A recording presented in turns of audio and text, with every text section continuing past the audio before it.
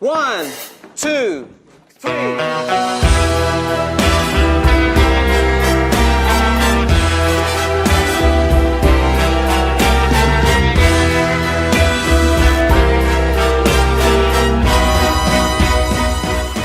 Welcome to a new edition of the Neon Jazz interview series with UK jazz singer Mark Kingswood. He's originally from the United Kingdom and has been at it for over a decade. He spoke with me from his new home in Montreal about his debut album, 2018 CD called Strong. And this new album pays homage to the pioneers of the big band genre, including Frank Sinatra and Tony Bennett, bringing the orchestral power ballad to a whole new generation of music fans. His love for jazz, big band music, and pop shine through his songwriting and his vigor. So get to know him and dig this interview, my friends. Mark, thank you for taking a minute out from Neon Jazz. I appreciate it. No problem. I'm glad you had me on the show. Absolutely. So let's go ahead and start off here. Let's talk about your new CD called Strong. It's your debut album. From what I've heard so far, it's very strong. It has a great sound to it. So talk to me about kind of the artistic forces that went into this project. Well, I kind of always wanted to make an album that was kind of really halfway between the pop world and the jazz world. And so with Strong, we kind of, we kept the core of the song based with, live musicians. So you'll find that there's lots of live strings on there. There's live brass, and certainly, some jazzy type of arrangement, but backed up with kind of a real pop treatment. So that was kind of really the goal for the Strong album, was to really kind of, make it accessible to as many people as I possibly could, really. And you're paying homage to the big band genre and Frank Sinatra and Tony Bennett. Are they huge influences on what you've done? Oh, they are. I mean, for me, I kind of grew up with that kind of music, the Rat Pack and also some of the English crooners as well. People like Monroe and those type of artists I just absolutely love. And I've always kind of felt that there was just some magic in those old recordings. And for me, it was kind of just a real challenge to try and really think about the way that these were recorded and try and bring back some of that element as well in the actual production of the record. So, we'd really try and choose microphones carefully, and I was quite kind of involved in the whole production of the album from an engineering point of view as well. So I really kind of, looked at, using microphones that were actually from the 60s rather than modern microphones and stuff like that to really try and capture some of that magic from all that time ago, Absolutely. And, artists like you and many others are going to continue to cover and pay homage to cats like Frank Sinatra and Tony Bennett. What is so timeless about them that will last forever, you think? I guess the word, class comes from classic, and I think that those songs just undeniably class, they kind of work anywhere. I think that it's always a kind of a safe bet as well, I think, that kind of music in regards to, it's just great for all types of different things. It's great for dinner music, it's great for anything really, weddings, it's great for all sorts of things. So I think that it's just a really relatable genre, lots of people can relate to something that Frank Sinatra has sung, or something that, Dean Martin has sung, and right the way through to, other modern day crooners like Harry Connick Jr., Michael Bublé and Diana Krall. I think there's just a real, I suppose, love in that music that people can connect to. So talk to me about your childhood and your upbringing in the United Kingdom. What brought you to jazz? What brought you to music? Sure. Well, I was brought up in the southeast of London, so there was always a great scene around London. Lots of jazz musicians and lots of great things going on. Ronnie Scott's and all that kind of thing. But for me, I was always really fascinated by the American songbook, and so I just spent a lot of time, listening to that and getting to kind of hone my craft. And it was really just a couple of years ago. I've been performing these songs and this type of music for a long time, but it was a few years ago I got a call from a guy in Montreal, and he wanted to hire me for an event, and he just opened up a record label and a production company, and he said that, he really loved what I did, and he would really love to work with an artist like me, had a very similar passion for this type of music. And so we kind of hit it off, and I just thought, Montreal would be a really great base for me, in regards to, being able to come down to New York and tour the Eastern Coast, So I'm sort of in between the UK at the moment and Montreal, flying back and forth. So that's kind of, how it happened. But I mean, the UK was just a great starting place for me. And obviously, being at home, it meant I could learn from lots of different people that live nearby. And yeah, it was fantastic. But I'm actually just quite enjoying spending some time in Canada at the moment. And we'll see where it goes. I think we're heading down to New York as soon as we possibly can. And it's been fantastic so far. Beautiful. So you're a diversified kind of guy. You're a producer, songwriter, singer, and you've really diversified yourself as far as what you're into. You've kind of melded the worlds of pop and jazz. Was that by design, or does that just kind of where your soul is?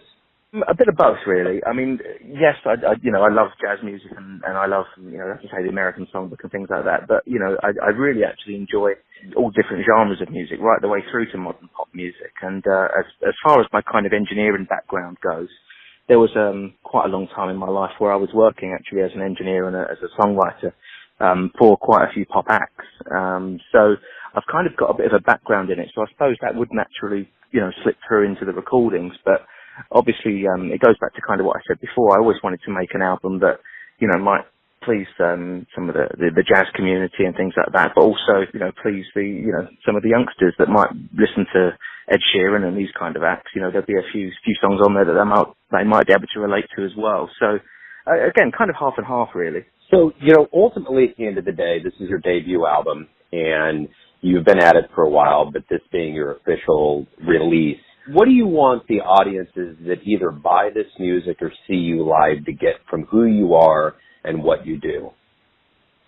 I think really the bottom line is I think that, they'll hopefully see that it's just it's a real passion project for me. I think that it comes through in when I sing. It's the thing that I kind of get told the most, actually, is that, when people hear me sing my songs and they're there live on stage, they always say, I can just tell that you're so into this and you're enjoying it so much. And that means a lot to me because it's true. I really enjoy this type of music, and I hope that that's what the audience take away, is that they've seen something quite genuine. I just really hope that people, like the music as well. I hope they enjoy the show. I mean, I'm always trying to think of ways to make the show interesting, as well as just having the big band and everything else. I try and make the show quite interactive with the audience and stuff like that. So I hope that it's kind of a whole package, really. As far as what I hope the audience take away from that is also a memory of that concert, thinking, wow, what a show. Yeah, absolutely.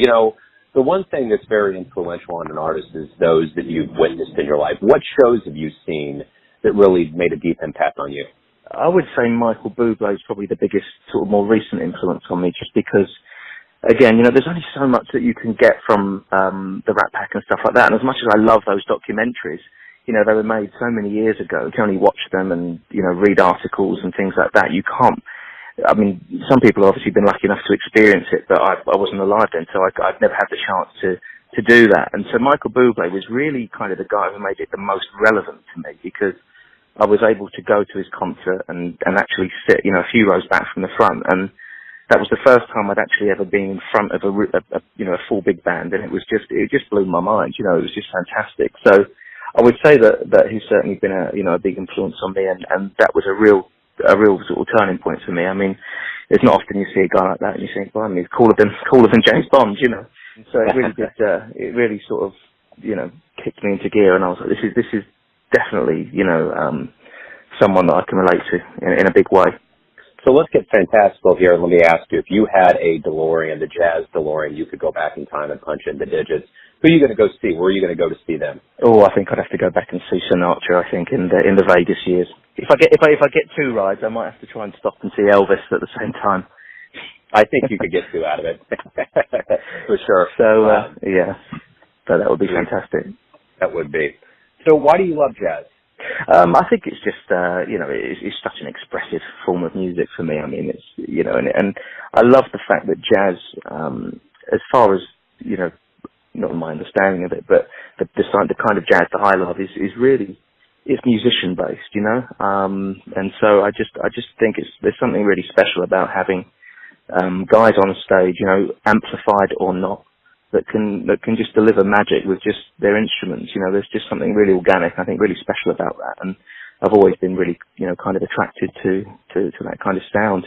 Wonderful. Let me ask you, this is my final question. Everyone has a version of you. Everyone, your family, your friends, your fans, but you're the one that's running your life. So tell me, who do you think you are? I think I'm really kind of the guy next door, quite honestly. I'm always trying to be myself. I'm not trying to be something that I'm not. You know, to be honest, I really want to be the best version of me as I possibly can. I love this type of music. I'm very passionate about, you know, making sure that what goes into a record is 100% something that I believe in. And so I kind of, that's the only way I can answer it, really. I think that I just want to be the best version of me that I possibly can, and the most honest version of me. And I think that's going to bode you well as things move on.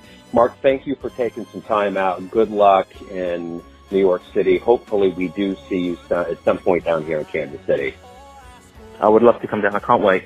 Thank you very much for having me on the air, Joe. I really appreciate it. Thanks for listening and tuning in to yet another Neon Jazz interview, where we give you a bit of insight into the finest players in the UK, Montreal, Kansas City, and spots all over the world, giving fans all that jazz. And thanks to Mark for his music and his stories. If you want to hear more interviews, go to Famous Interviews with Joe Domino on the iTunes Store. Visit Neon Jazz at youtube.com. And for everything, all the time, Neon Jazz, you can go to the neonjazz.blogspot.com. Until next time, enjoy the jazz, my friends.